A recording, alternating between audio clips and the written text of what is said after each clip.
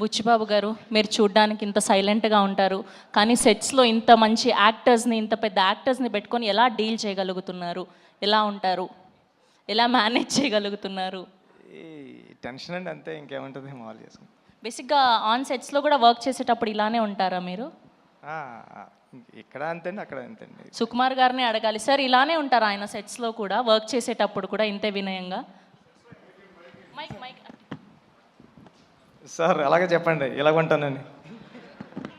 సెట్స్లో ఇంకా వినయంగా ఉంటాడు, కానీ విశ్వరూపం కూడా ఉంటుంది.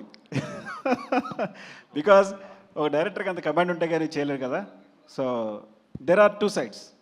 సో డైరెక్టర్గా ఉన్నప్పుడు విశ్వరూపం ఉంటుంది, మళ్ళీ షార్ట్ అయిపోతే ఇలాగే ఉంటాడు. కనిపించని నాలుగో సింహం, రెండో సింహం లాగా సెట్స్లో వేరే బుచ్చిబాబు గారు కనిపిస్తారనమాట.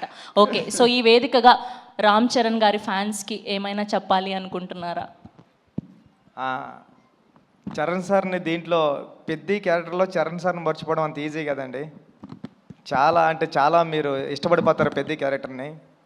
థ్యాంక్ యూ అండి, థ్యాంక్ యూ సో మచ్.